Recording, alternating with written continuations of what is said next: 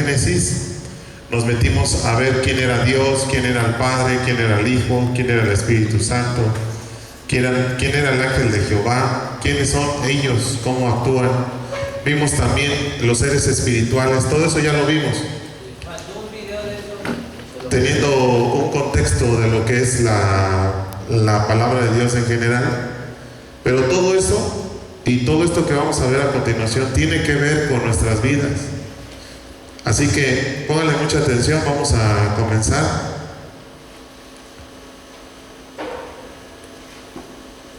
A ver, hijo, súbele. Espérame, déjame ver. No tiene volumen, a ver. Y súbele aquí al monitor, por favor. Del libro anterior, Génesis, que terminó con el nieto de Abraham, Jacob, guiando a su familia de 70 personas. Monitor. El 11º hijo de Jacob, José, había sido ascendido a ser el Sena. Así está bien. Ahí va. El libro de ¿Ahí se escucha bien? Sí. Okay. Éxodo es el segundo libro de la Biblia. Continúa la trama del libro anterior, Génesis, que terminó con el nieto de Abraham, Jacob, guiando a su familia de 70 personas hacia Egipto. El 11º hijo de Jacob, José, había sido ascendido a ser el segundo al mando en Egipto. Él había salvado a toda su familia de una hambruna. Faraón, el rey de Egipto, le ofreció a su familia que vinieran a vivir allá como un refugio seguro. Tiempo después, Jacob muere en Egipto y también José y todos sus hermanos. Pasan alrededor de 400 años y la historia del Éxodo comienza. Ese nombre se refiere al evento que ocurre en la primera mitad del libro, el Éxodo de Israel desde Egipto. El libro tiene una segunda mitad que tiene lugar al pie del ¿Sí te acuerdas dónde te dijo al monitor? En este video solo enfocaremos la primera mitad, donde siglos han pasado. Israel fue fecundo, se multiplicó y llenó la tierra. Esta frase es un eco intencional volteame esta bocina para acá, hijo. A toda la humanidad en el jardín del Edén. Es que necesito también yo escuchar. Con cuidado.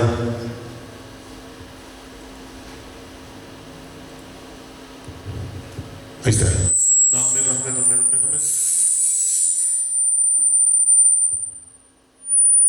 El libro de Éxodo. No, volteale. Ahí, a ver ahí. Es el segundo libro de la Biblia. Continúa la trama del libro anterior, Génesis, que terminó con el nieto de Abraham, Jacob, guiando a su familia de 70 personas hacia Egipto.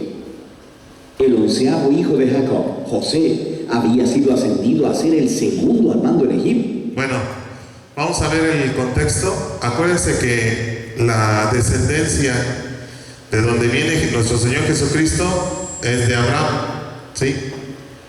Y luego de Abraham viene Jacob, y después de aquí, de Jacob, es donde formaron una familia de 70 personas, pero terminaron siendo cerca de 2 millones en ese tiempo. Él había salvado a toda su familia de una hambruna. Faraón, el rey de Egipto, le ofreció a su familia que vinieran a vivir allá como un refugio seguro. Tiempo después, Jacob muere en Egipto y también José y todos sus hermanos. Pasan alrededor de 400 años y la historia del Éxodo comienza. Ese nombre se refiere al evento que ocurre en la primera mitad del libro, el Éxodo de Israel desde Egipto. El libro tiene una segunda mitad que tiene lugar al pie del monte Sinaí. En este video solo enfocaremos la primera mitad, donde siglos han pasado. Israel fue fecundo, se multiplicó y llenó la tierra. Esta frase es un eco intencional de la bendición que Dios le dio a toda la humanidad en el jardín del Edén. Entonces, ¿ya vieron aquí lo que está pasando? De esta familia de Abraham, Isaac y Jacob, fueron muy prósperos en cuanto a descendencia, es decir, que fueron muchas personas, mucha descendencia, pero más adelante Faraón los esclaviza. Nos recuerda de la gran historia bíblica hasta ahora. La humanidad perdió la bendición de Dios por su pecado y rebelión. Así que Dios escogió a la familia de Abraham como el medio a través del cual restauraría su bendición para todo el mundo. Pero el nuevo faraón no ve a Israel como una bendición. De hecho, él piensa que este grupo creciente de inmigrantes israelitas es una amenaza para su poder. Igual que en Génesis, la humanidad se rebela contra la bendición de Dios. Aquí, Faraón intenta destruir la fuente de bendición de Dios, los israelitas. Acuérdense que Faraón simboliza a Satanás. Satanás siempre ha querido robar, matar y destruir en la raza humana y tenernos como esclavos. Precisamente antes de entrar a este lugar, nosotros éramos esclavos de Faraón. Es una figura representativa del maligno, de Satanás. Él los esclaviza brutalmente, obligándolos a trabajos forzados, y luego ordena que todos los niños israelitas fueran ahogados en el río Nilo. Faraón es, hasta ahora, el peor personaje de la Biblia. Entonces, aquí es donde se desarrolla la mayor historia de nosotros, de nuestras familias. Si tú recuerdas cuál fue tu infancia, cómo fueron tus padres, tu entorno, cómo se desarrolló, si hubo escasez, o es la historia de cada familia, y que no es muy diferente a la historia de esta familia que empezaron a ser esclavizados, porque en nuestras familias empezó a haber desunión, divorcios, empezó a todo a funcionar mal, de tal forma que nosotros fuimos lanzados a la calle, y de ahí pues vino toda nuestra historia. Su reino ejemplifica la rebelión de la humanidad contra Dios. Faraón ha redefinido el bien y el mal de acuerdo a sus propios intereses, que aún el asesinato de niños inocentes se ha convertido en algo bueno para él. Ahora Israel clama por auxilio contra esta nueva Babilonia. ¿Qué era lo que buscaba Faraón? Dice que él tomaba la vida según su propio concepto y según sus propios intereses. Por ejemplo, ustedes, de lo que han estado aquí, ¿qué han aprendido? ¿Cuáles son los intereses de Faraón, que hoy en día es Satanás? ¿Qué es lo que le interesa a él? Ajá, eso es lo que le interesa. Entonces, ¿cuántos sienten que lo estaba logrando en sus vidas? ¿Sí? ¿Lo estaba logrando o no? ¿Qué fue lo que les robó? ¿Qué fue lo que les quitó? ¿Sí? Entonces, vean cómo todo esto que estamos viendo, aunque sea caricatura, tiene mucho que ver con nuestra vida. Y Dios responde. En primer lugar, Dios da vuelta a la maldad de Faraón, cuando una madre israelita lanza a su hijo al río Nilo, pero en una cesta. Él flota sin peligro hasta donde está la propia familia de Faraón. Él es llamado Moisés. Aquí es donde comienza el plan de rescate, ¿sí? Por ejemplo, el plan de rescate para rescatarnos a nosotros, ¿cuál es? ¿Cuál es el plan para rescatarnos a nosotros?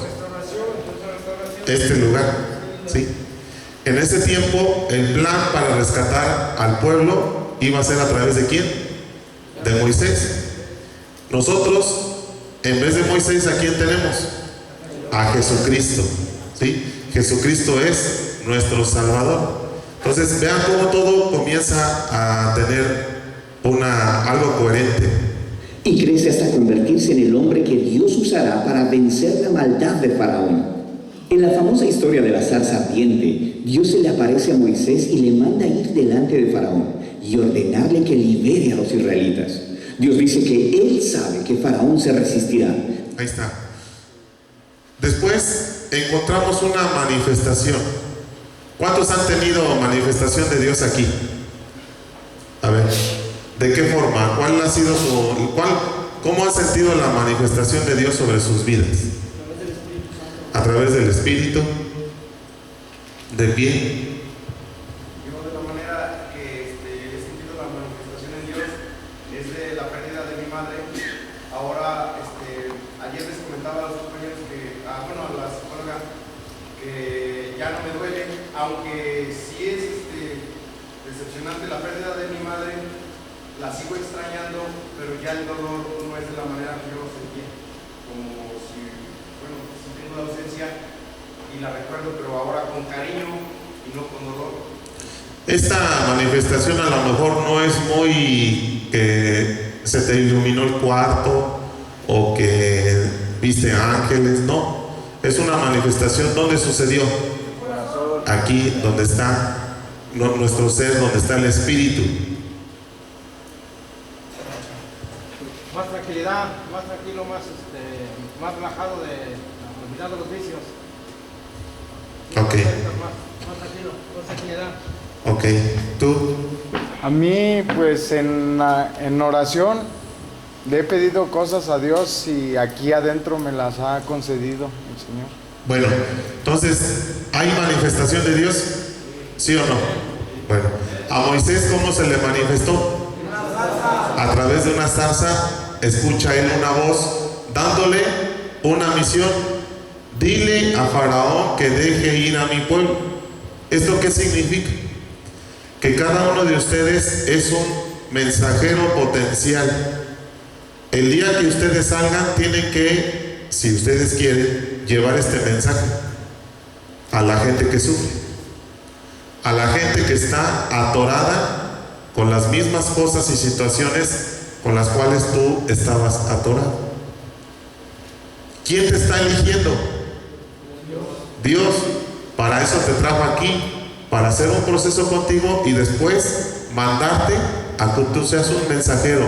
A lo mejor no tanto hablar, pero sí con tu testimonio de cambio. Si realmente tú has experimentado esta manifestación, se va a reflejar en tu cambio de vida. El que robaba, ya no va a robar más. El que se drogaba, ya no lo va a hacer más. Y la gente se dará cuenta o no. ¿Y qué te va a preguntar la gente? Oye, veo que ya eres diferente.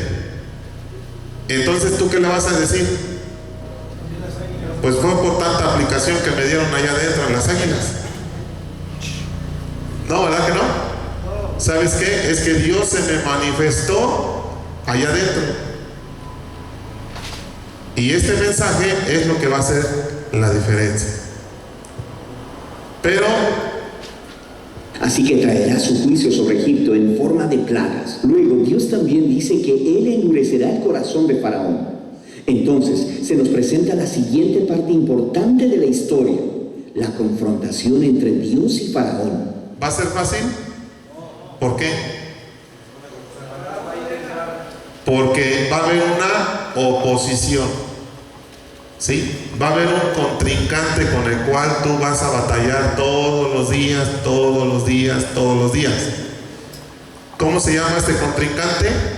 Aquí, ¿cómo se llama? Pero en nuestra vida real es un espíritu que es Satán. El Satán, ¿se acuerdan? ¿Alguien quiere decir el Satán? El adversario. El adversario, ¿verdad? Que no lo podemos ver, pero que existe.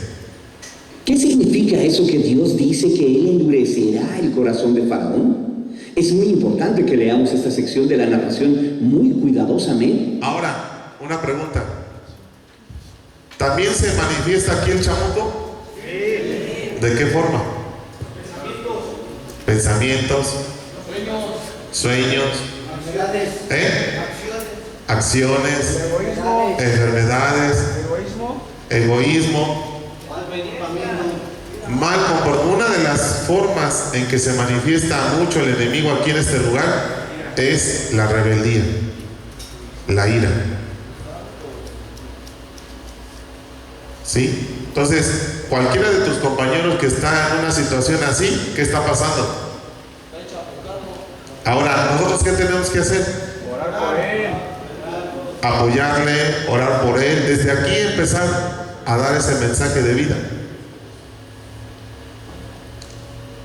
Porque generalmente, ¿qué es lo que hacemos cuando vemos a alguien así? Le dejamos de hablar, lo maltratamos, lo criticamos. Pero Mejor hay que compadecernos porque está siendo víctima de Satanás. ¿Quién lo está atormentando? ¿Uno o varios demonios? ¿Cuántos enchamucados hay aquí? Bueno, Y en secuencia, todo esto, capítulo 5 al capítulo 15. Ahí vamos. en el primer encuentro entre Moisés y Faraón, simplemente se nos dice que el corazón de Faraón se endureció. No hay implicación de que Dios hizo algo. Ok. Viene la confrontación entre quién y quién. Aquí hay un detalle, hermanos. ¿Es entre Moisés y Faraón o entre Dios y Faraón? ¿Por qué? ¿Cuál es la diferencia? Porque cuando Dios se le manifestó a Moisés, le dijo que era tartamudo y Dios le dijo que él lo iba a utilizar y que él iba a hablar con Faraón por medio de su vida. Ok. ¿Por qué? Porque él solamente era un mensajero de Dios. Un mensajero. Entonces, ¿cómo aplicamos esto a nuestra vida? Si Faraón es Satanás, ¿quién es Moisés para nosotros? Un mensajero, dice. Un mensajero. ¿Y quién va a confrontarlo finalmente? Por nosotros. Bueno, ahí vamos. En respuesta, Dios envía las primeras 5 plagas, cada una confrontando a Faraón y a uno de sus dioses egipcios. Cada vez, Moisés le ofrece una oportunidad para que Faraón se humille y deje ir a los israelitas. Pero después de cada plaga, se nos dice o que Faraón endureció su corazón o que su corazón se endureció. Lo está haciendo de su propia voluntad. Finalmente, es con el segundo grupo de 5 plagas que empezamos a escuchar cómo Dios endureció el corazón de Faraón. El punto de la historia parece ser este. Aunque Dios sabía que Faraón resistiría su voluntad, de todos modos Dios le ofreció todas estas oportunidades de hacer lo correcto. Eventualmente la maldad de Faraón llega a un punto sin retorno. Quiero decir, hasta sus propios consejeros creen que él ha perdido la razón. Es en este punto que Dios toma las riendas y dobla la maldad de Faraón hacia sus propios propósitos redentivos. Dios atrae a Faraón hacia su propia destrucción. Ok. Ustedes pueden sentir un incremento en la maldad últimamente en el mundo. ¿De qué forma lo pueden percibir? Narcotráfico, coronavirus, no digo, tornados, economía. Que la gente ya no escucha razones de Dios, sino solamente su propio conocimiento. Ok. El robo, secuestro, suicidios. Quiero decirles algo, hermanos. Los grupos de autoayuda, los grupos de alcohólicos, también ya no se dan abasto. Ahí podemos ver el incremento también. Nosotros aquí hubo mucho tiempo que nada más 30, 40. Y ahorita estamos casi completos. ¿Cuántos son ahorita? Y ya no nos damos abasto. ¿Por qué? Porque esto también se mira en la Biblia. Un incremento en la maldad, un endurecimiento. El día de ayer, ahora sí, para ponerlos al día en las noticias, ¿quién creen que se suicidó?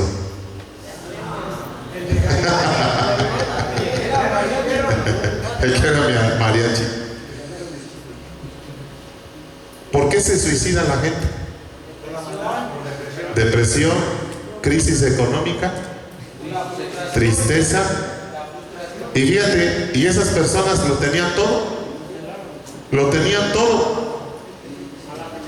¿Sí? ¿Y qué pasó? ¿Quién es el que viene aquí a tu mente a decir, ya, mátate? No sirves para nada. Eres un fracasado.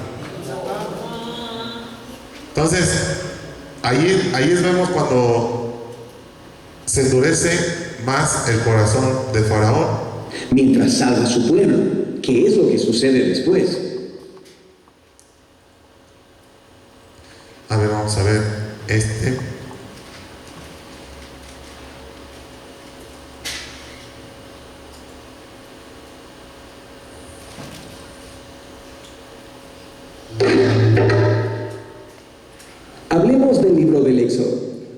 seguramente estás familiarizado.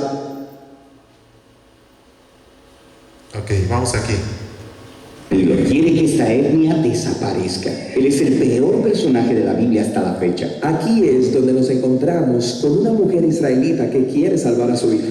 Ella lo arroja al río, pero con la seguridad de una pequeña canasta de juncos.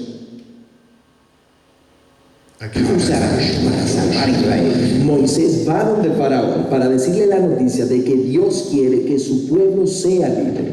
Faraón básicamente se ríe de él. ¿Quién es este Dios Yahweh? De hecho, se ofendió tanto con esta solicitud que decide hacer que los israelitas trabajen con más dureza. Una de las características de Faraón, del demonio, es que cuestionan a Dios y blasfeman y hablan en contra de Dios. Es una de las características para que tú las sepas identificar de personas que no pertenecen a Dios, sino pertenecen al diablo. Todos aquellos que estén en contra de Dios, en contra de Cristo, son de Faraón. ¿Qué es lo que pasa cuando viene Moisés a darle este mensaje? Él agudiza la represión hacia Israel. Desanimado, Moisés regresa a Dios y le dice, escucha, este plan no va a funcionar. Pero Dios le repite su promesa de que Él los va a liberar. Y de hecho, es aquí donde por primera vez que en la Biblia oímos la palabra redención. Ok, pónganle palabra redención. Literalmente significa comprar la libertad de un esclavo.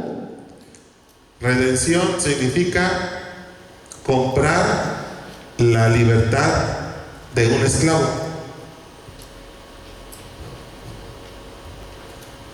Comprar la libertad de un esclavo. Nosotros éramos esclavos. Quien compró nuestra libertad fue Jesucristo, derramando su sangre por nosotros. Pero Dios usa aquí esta palabra para describir lo que Él hará por el esclavizado pueblo de Israel. Dios sabe que Faraón se va a resistir. Él envía 10 plagas diferentes, una después de otra. Como por ejemplo, convirtiendo el agua en sangre y enviando toda clase de pestes y enfermedades. Estas plagas son realmente muy severas.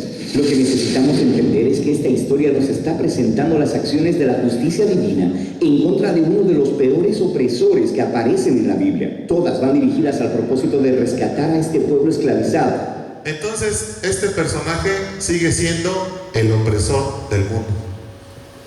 El opresor del mundo. Él sigue siendo, hasta el día de hoy, sigue siendo el opresor. Él es el que te tiene, bueno, muchos de ustedes todavía los tienen esclavos. Sí, muchos ya se están liberando poco a poco, pero todavía algunos los tienen como esclavos. Y de derrotar a los dioses de Egipto. Todo esto llega a un punto culminante en la 10ª plaga, donde Dios va a matar a todos los hijos primogénitos de todas las familias de Egipto. La última plaga es el exterminio de los primogénitos de los egipcios. En ese tiempo vino, como hace cuenta, como el coronavirus, y se llevó a todos los primogénitos de los egipcios, pero a los israelitas no les pasó nada. Esto es bastante duro. Lo es, pero también es la respuesta de Dios a Faraón por haber matado a los hijos de los israelitas. Aquí está. ¿Qué fue lo que hizo Faraón en un principio? Mató a los hijos, a los hijos de los hebreos. Y después, ¿qué cosechó? Que también su hijo muriera por la última plaga. ¿Qué nos enseña esto? Todo lo que nosotros sembramos, eso cosechamos. ¿Sale? Al dar vuelta a la página, de repente te encuentras con 2 largos capítulos con instrucciones detalladas para una cena con carne de cordero. Sí, pero este cordero es muy importante. Dios les dice a los israelitas, Una forma aquí, ¿cuál fue la primera forma que hizo Dios para liberar al pueblo?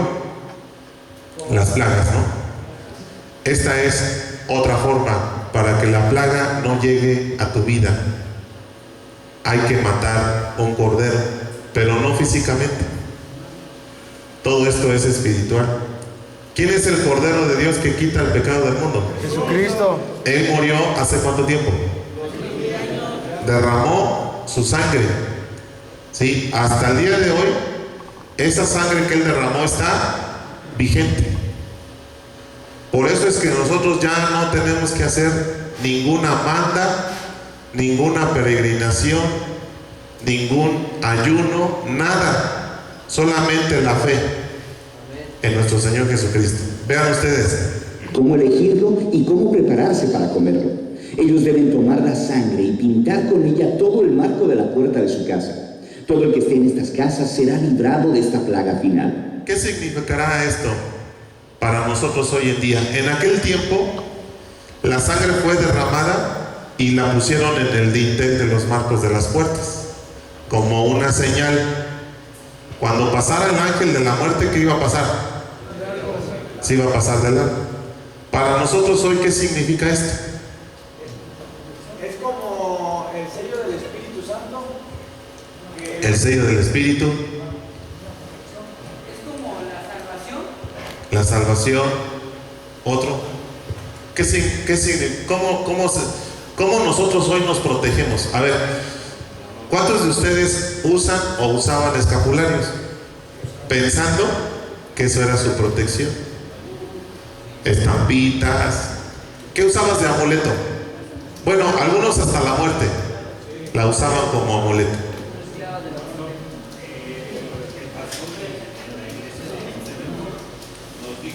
Silencio. Más o menos esta situación. Entonces, ahorita ya no se usa esta sangre, pero ahorita usamos el aceite como símbolo de la sangre de Cristo, ¿no?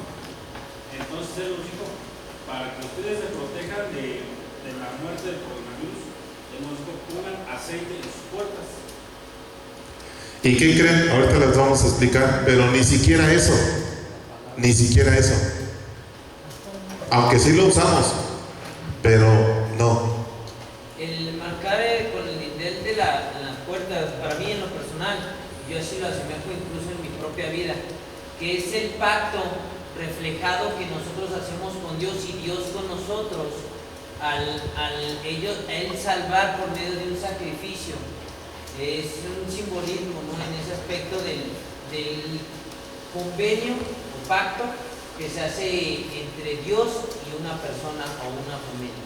¿Tú? Pastor, yo tengo un amigo que se ponía de protección. Haga de cuenta que su papá es creyente de la Santa Muerte, y haga de cuenta que su papá tenía un chamán, y haga de cuenta que ese chamán, haga de cuenta que iban al panteón, y entonces hacían una protección como de bolitas verdes con amarillo y verde y blanco, y haga de cuenta que entonces un muerto, según elegía que se metía así en la protección, y según ese muerto los cuidaba y les daba así como sabiduría e inteligencia. Todo eso después de un cigarro de marihuana, hijo.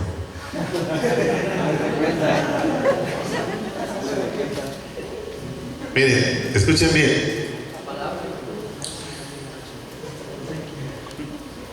Hoy en día, todo, di conmigo, todo es por fe, no por vista. ¿Qué quiere decir esto? Que no hay material, no existe material alguno en el mundo con el cual tú te puedas proteger. Solamente una cosa: cuando tú aceptas a Dios. Por eso les pregunté cuántos han tenido manifestación de Dios.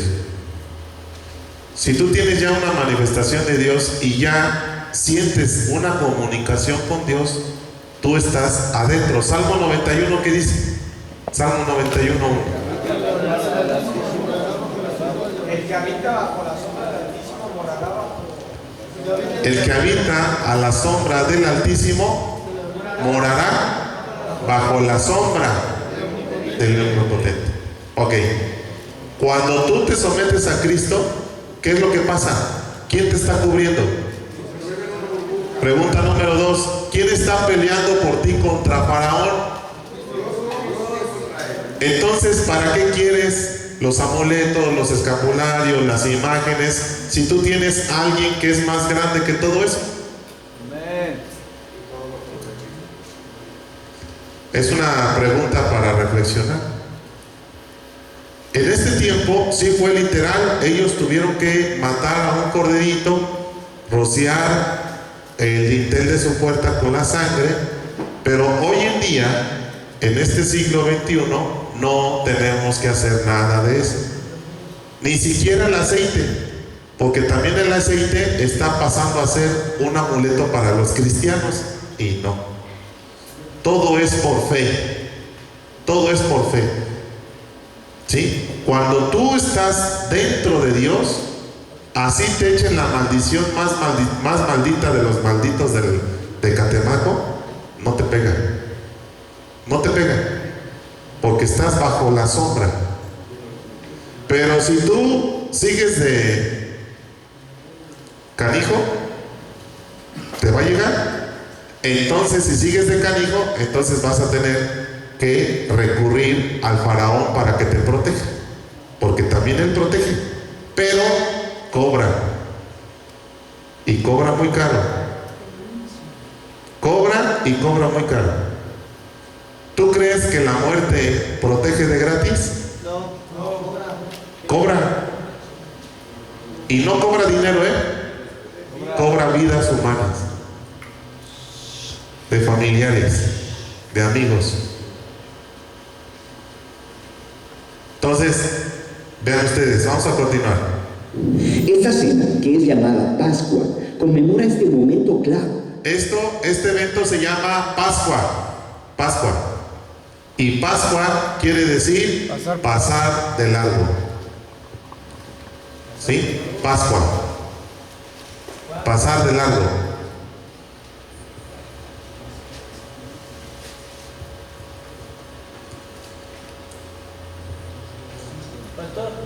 Pero entonces, se puede entender que entonces, al hacer eso, ellos, entonces era un pacto, no lo que realmente estaba haciendo Dios con ellos, ¿verdad? Sí, pero ahora nuestro pacto, el de nosotros, es con Cristo, que dice: yo pongo mi vida por ustedes. Ustedes solamente tienen que confiar, tienen que creer. Yo no les pido nada. Jesucristo nunca te va a pedir nada, porque todo es por fe.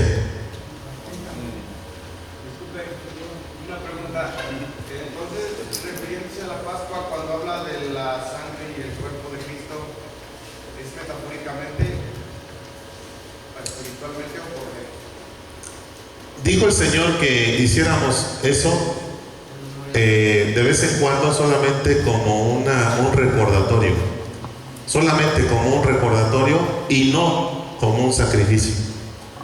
Porque católicos, ¿qué quiere decir misa? Católicos, ¿qué quiere decir misa?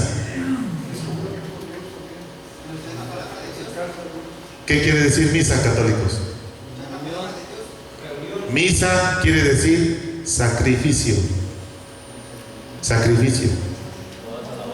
Pero si ya Jesucristo te está diciendo que ya Él dio el único sacrificio, ya no hay misa. Ahora, no me crean a mí, vean su Biblia católica.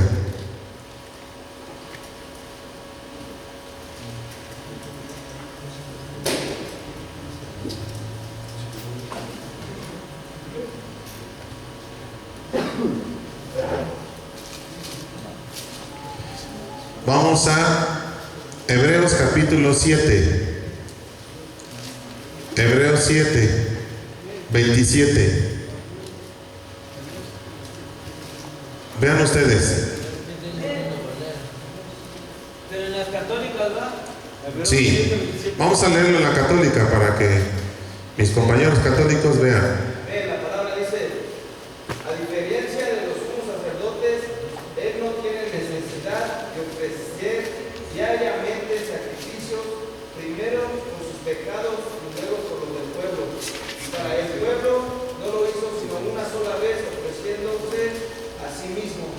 Jesucristo dice ahí, ¿qué hizo? ¿El sacrificio cuántas veces? Una sola vez. Él es el sacerdote de sacerdotes. Es decir, Él está más arriba que cualquier sacerdote. Y Él ofreció su vida una sola vez por los pecados del pueblo. Pregunta, entonces, si Cristo dio su vida solo una vez, ¿qué tenemos que hacer nosotros? ¿Hacerlo varias veces? Una sola vez. Entonces, yo te pregunto, católico, entonces, ¿qué es la misa en sí? ¿Por qué nos reunimos? Por ejemplo, nosotros, los cristianos, nos reunimos cada 8 días. No es una misa, es una celebración.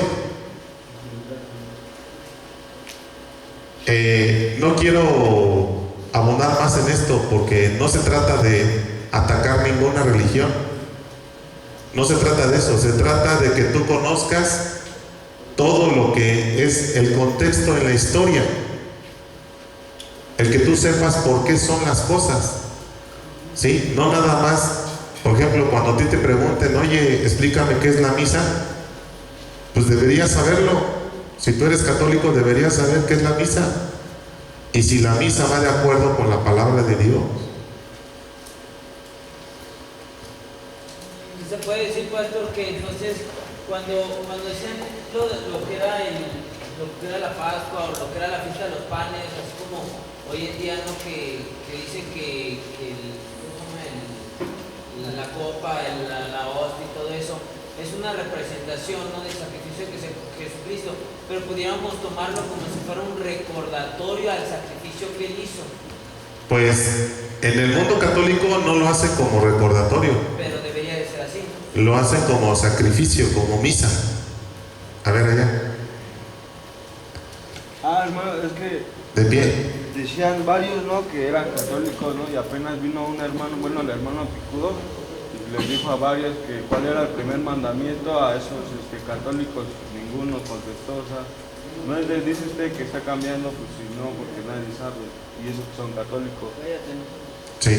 No se trata de aquí atacar ninguna religión, estamos solamente dando un resumen de la historia de lo que es la vida en realidad. ¿Sale? A ver, servidores, por acá, atención, por favor.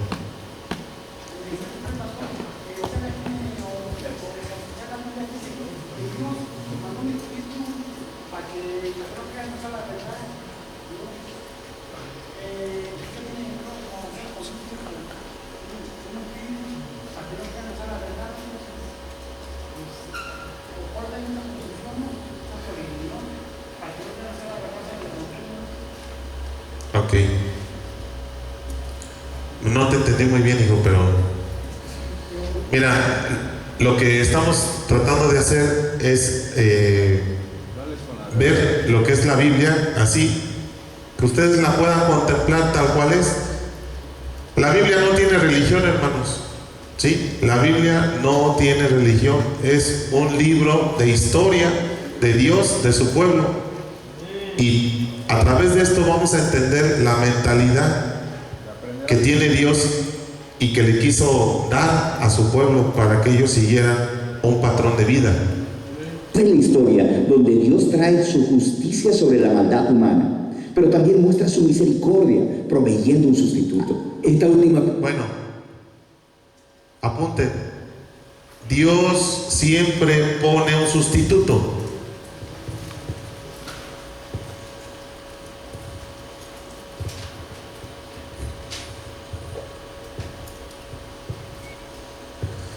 Les voy a hacer una pregunta.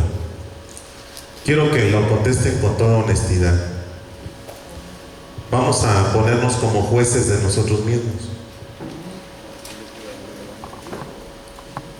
Derivado a todo lo que hicimos en el pasado.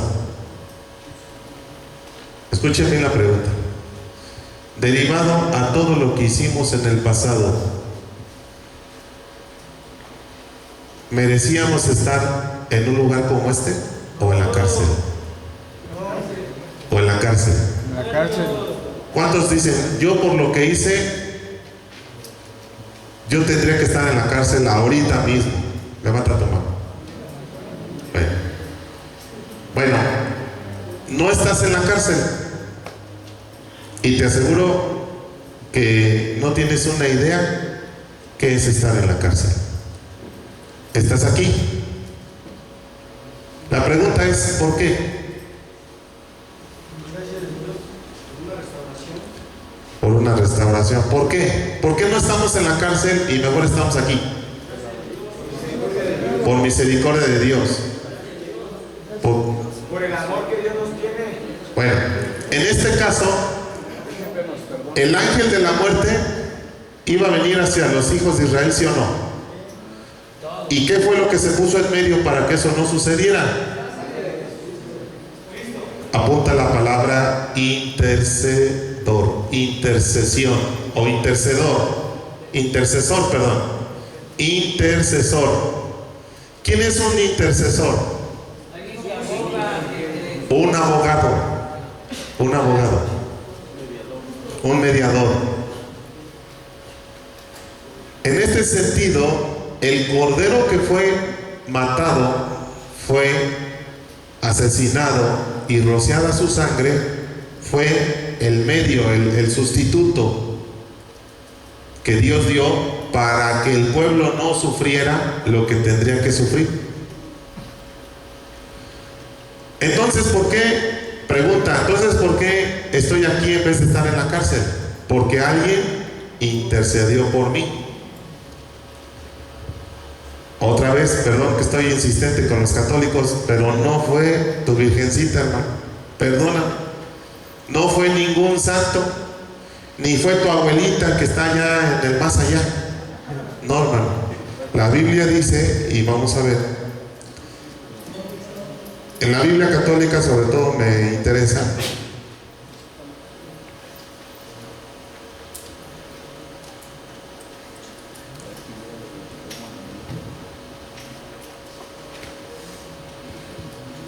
vamos a Romanos, busquen en la Biblia católica Romanos capítulo 8, Romanos 8 y versículo 26.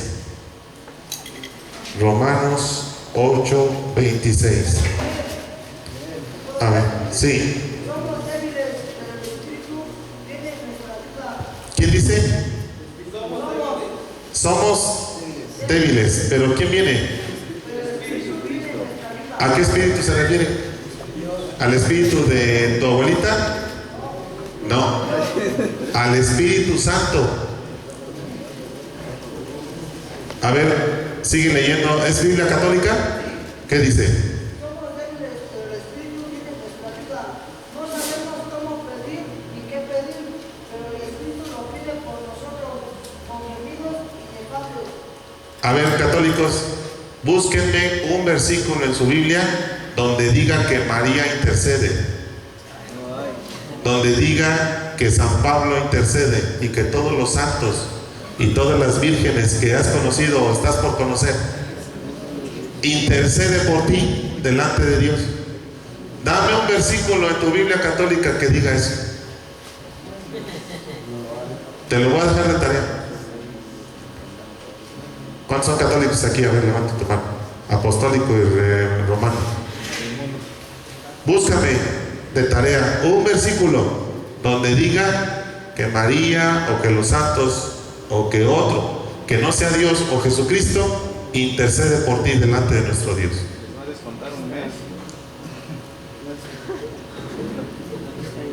Entonces, pastor, ¿quién intercede por nosotros?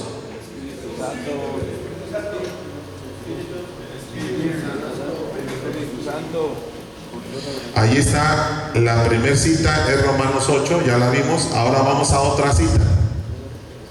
¿Quién intercede por nosotros? Hebreos 7:25. Hebreos 7:25.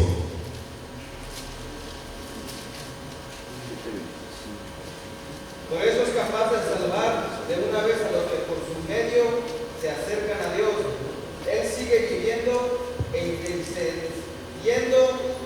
favor de ellos. ¿Es católica tu Biblia? Sí. Ok.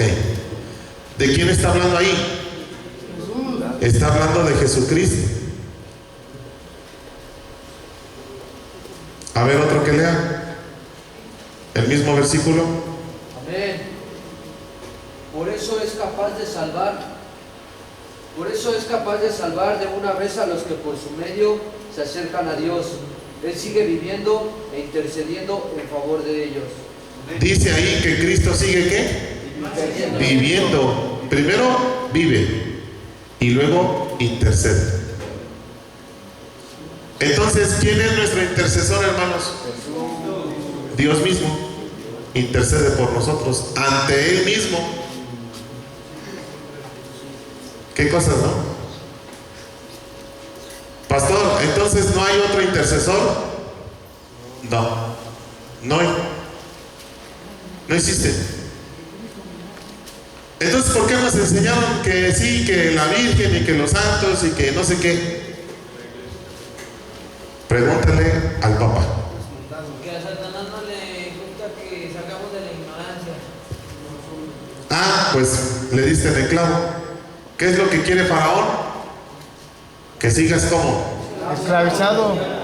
¿Saben ustedes cuánta gente hoy cree más en la muerte? Que le dicen santa, pero de santa no tiene nada. Cada día hay más adeptos a la muerte. ¿Por qué la gente se convierte a la muerte? ¿Por qué la gente comienza a pedirle a la muerte? ¿Por qué?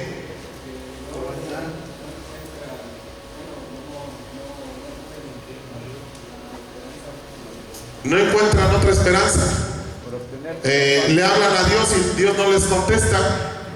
Ahora, ¿por qué Dios no les contesta? Porque dicen, Diosito, voy a saltar al Oxxo, ayúdame y que salga todo bien.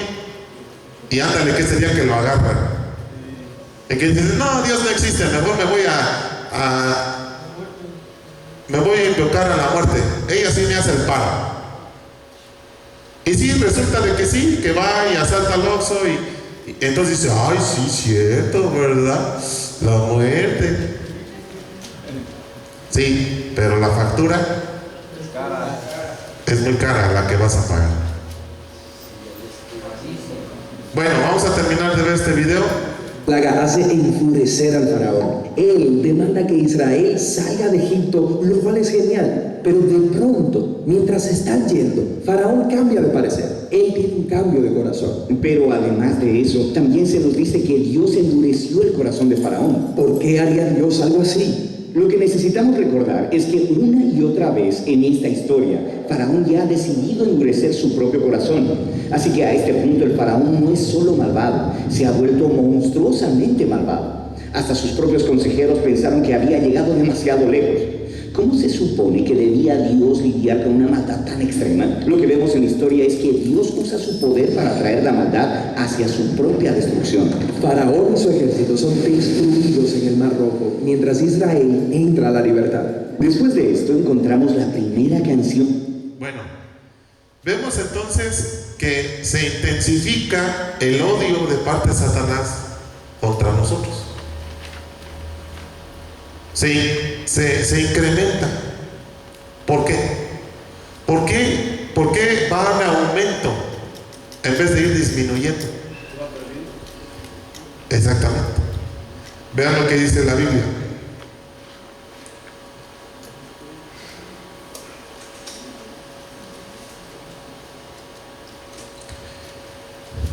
Apocalipsis capítulo 12 y versículo 12. Apocalipsis 12:12.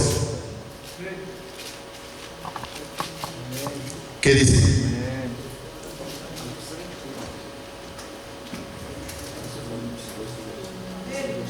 Por eso alégrense, cielos, los habitan en ellos, reyes de la tierra y del mar, porque el diablo ha bajado sobre ustedes, y grande es su furor al saber que le queda poco tiempo. A ver, ¿qué dice? ¿Sí le entendieron lo que dice? A ver. Amén. Dice, por lo cual, alegraos, cielos y los que moráis en ellos. Ay de los moradores de esta tierra y del mar, porque el diablo ha descendido a vosotros, teniendo gran ira, pues sabe que tiene poco tiempo. ¿Ya vieron la respuesta? ¿Sí la captaron? ¿Por qué se incrementa entonces la ira de Satanás ahora en nuestros tiempos? Porque sabe que tiene Porque sabe que le queda ¿qué? poco tiempo. ¿Poco tiempo para qué?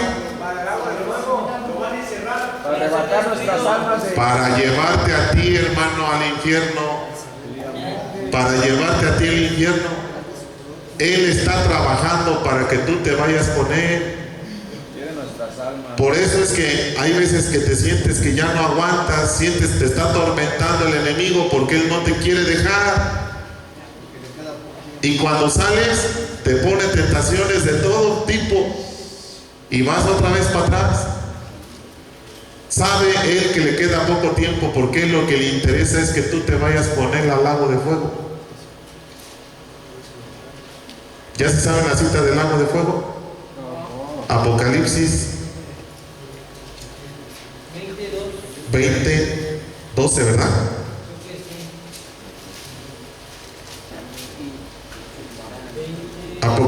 Apocalipsis 14. No, es 20, hijo. 20, 14. Sí. ¿Qué dice? Amén. Y la muerte y el infierno fueron lanzados al lago de fuego. Esta es la muerte segunda. Ajá. Y luego dice, y todos aquellos No tenía escrito. Y el que ¿Qué? no fue hallado inscrito en el libro de la vida fue lanzado al lago de fuego. ¿Ya vieron? ¿Te puedo hacer una pregunta? Sí. Usted tiene un video del lago de fuego, ¿no? Sí. ¿Sí lo puede tener, por favor? En la tarde, porque ya estamos sobre tiempo. ¿Sí? Hermanos. Entonces, cuando ellos tienen finalmente la victoria, ¿qué es lo que hacen el pueblo de Israel? ¿Por qué nosotros cantamos aquí con el piano? ¿Por qué nosotros danzamos? Precisamente porque pudiendo estar en la cárcel, pudiendo estar muertos, pudiendo estar sin un brazo, sin un pie, estamos completos y estamos bien aquí. A lo mejor el lugar no te gusta, no te gustan los servidores, no te gusta la comida, pero te aseguro que no hay, ahorita no hay mejor lugar donde tú puedas estar. Y cuando tú le dances al Señor, le cantes, hazlo porque Él te ha librado. Él te ha librado. No quiso enviarte a la cárcel. Antes de llegar a la cárcel, primero te quiso traer aquí. Pastor, ¿cómo le hago para no llegar a la cárcel? Aprende lo que aquí Dios te está enseñando y apliquémoslo. Y te vas a librar de la cárcel, del manicomio, del hospital o de quedarte chisquis. Amén. ¿Qué fue lo que aprendieron hoy? A ver, 1, 2, 3 que me digan. ¿Qué fue lo que se les quedó de la clase de hoy? Bueno, pues yo aprendí pues que pues a pesar de todo, o sea, Satanás siempre nos va a estar mandando esos dardos, ¿no? ¿Por qué? Porque ahorita, y más ahorita que ya estamos pues con Dios, ¿no? O sea, nos estamos instruyendo a la palabra de Dios y eso es lo que le da coraje a Satanás, que nos estamos volviendo a Dios, como dice el versículo de la mañana, ¿no? Para el segundo plato, ¿no? O sea, que ya estamos regresando a los caminos de Dios. Entonces Satanás pues ahorita tiene coraje, que en sí pues es como dice usted, ¿no? Que es el faraón. Eso es lo que le entendió. Que a pesar de todas las pruebas y aflicciones debemos de mantenernos firmes con el Señor y con mucha fe, porque solamente así podemos ser salvos. Allá, atrás. Tú y luego Edgar. Tú. En 3 palabras, es mi redentor, intercesor y salvador. Amén. Allá atrás, Edgar. Que Dios pelea las batallas con nosotros. Amén. Así como cuando llegó el Espíritu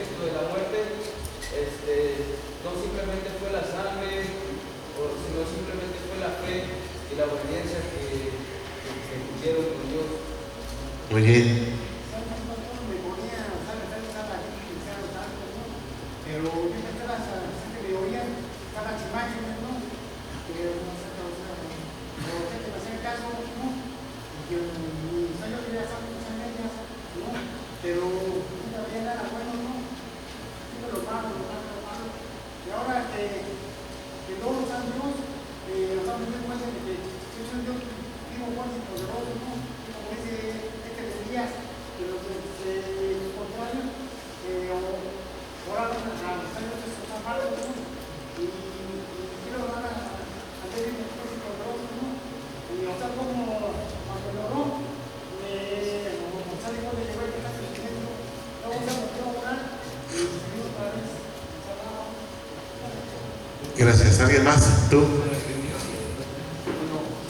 en esta clase de hoy aprendí que a pesar de las cosas Dios nos ama, tiene misericordia de nosotros y pelea con el diablo para salvarnos. ¿Por qué? Porque el diablo ahora no se manifiesta como Faraón, sino se manifiesta en las drogas, en las enfermedades del alma que son las mujeres, el dinero, el alcohol, la vanagloria. Entonces todo eso que teníamos nosotros antes en el círculo donde estábamos encerrados, Dios ha venido y nos ha sacado, nos ha liberado, porque Dios mandó a nuestros padres a que nos sacaran de ahí. Dios mandó a tal vez predicadores o personas que nos trataron de compartir la palabra de Dios a sacarnos de ahí para traernos a su pueblo, para traernos a este lugar. ¿Para qué? Para tener una restauración.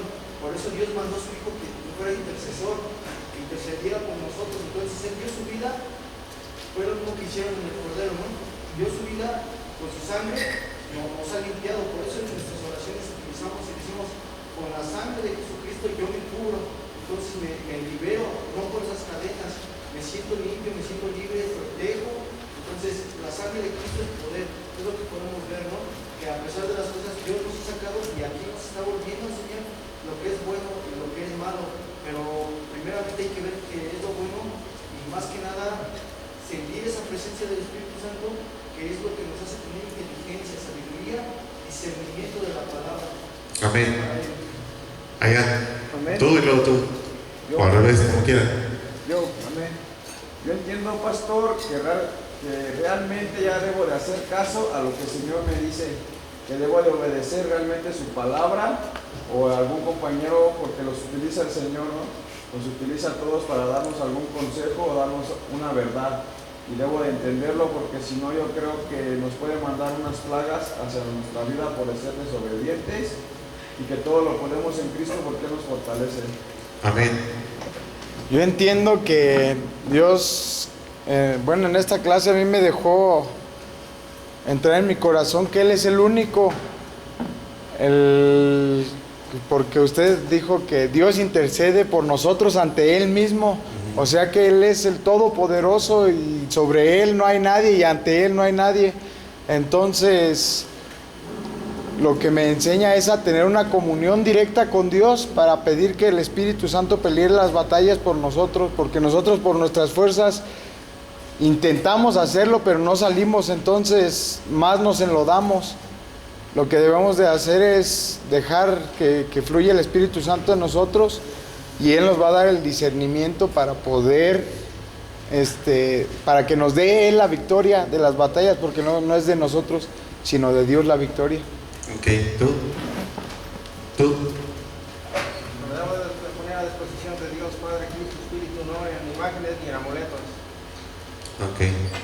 Bueno, así como están, hermanos, todos los que estén ahorita sientan que el faraón nos está atacando con pensamientos, con actitudes.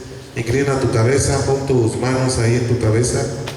Vamos a orar para pedirle al Señor que nos libre de Él, porque muchos de ustedes están batallando en sus pensamientos, se sienten mal, están siendo atormentados en los sueños, están siendo atormentados con la rebeldía, con el enojo, y eso es el faraón. Faraón está ahí insistentemente porque sabe que le queda poco tiempo y él va a intentar sacarte de tus casillas, él va a intentar amedrentarte, asustarte, meterte ideas totalmente en contra de Dios. Entonces yo en esta hora quiero pedirle al Señor que nos ayude, porque Él es el que pelea la batalla por ti. Él es el que está peleando por ti. Tú estás bajo la sombra del Altísimo y el enemigo sabe que está vencido.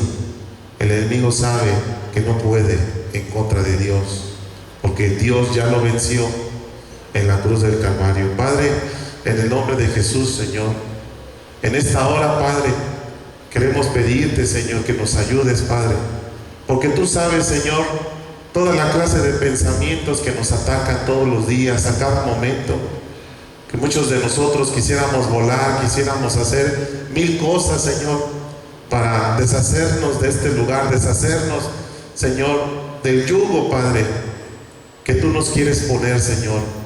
En esta hora, Padre, reconocemos el ataque del enemigo sobre nuestros pensamientos y queremos pedirte que nos ayudes. Queremos pedirte, Señor, que nos ayudes.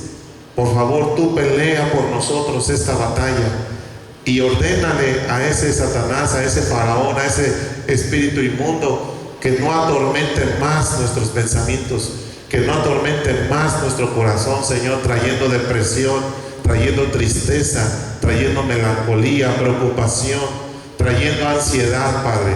En el nombre de Jesús te pedimos que tú tomes el control, Señor, de este lugar, que tú tomes el control de todo espíritu y toda potestad, Señor, que anda en estos aires, Padre, tratando, Señor, de sacarnos de nuestras casillas, de sacarnos del camino bueno que tú nos estás enseñando, nos estás mostrando. En el nombre de Jesús te lo pedimos, Señor, en esta hora, Padre, que tu Espíritu Santo sea, Señor, haciendo la obra en cada uno de nosotros, que tu Espíritu Santo sea trayendo esa paz, Señor, y esa felicidad que solamente en ti podemos alcanzar, que solamente en ti podemos encontrar, Padre. Que en el nombre de Jesús todo espíritu inmundo pueda mirar la sangre de tu Hijo Jesucristo rociada en nuestras vidas, que tu Hijo, Señor, Padre, que ese enemigo Satanás pueda mirar, Señor, que nosotros estamos cubiertos por ti, que estamos, Señor, bajo la sombra del Omnipotente, del Todopoderoso, y Él, Señor, no pueda venir a atacar nuestras vidas. En el nombre de Jesús te lo pedimos, Señor. Quita de nosotros, Padre, quita de nosotros toda depresión, quita de nosotros toda ansiedad, quita de nosotros, Padre, toda tristeza, todo recuerdo, Señor, que lastima nuestro corazón. Te lo queremos pedir y queremos darte gracias porque sabemos que tú lo harás, en el nombre de Cristo Jesús, nuestro intercesor. Amén. Dios les bendiga, hermanos. Nos vemos en la tarde.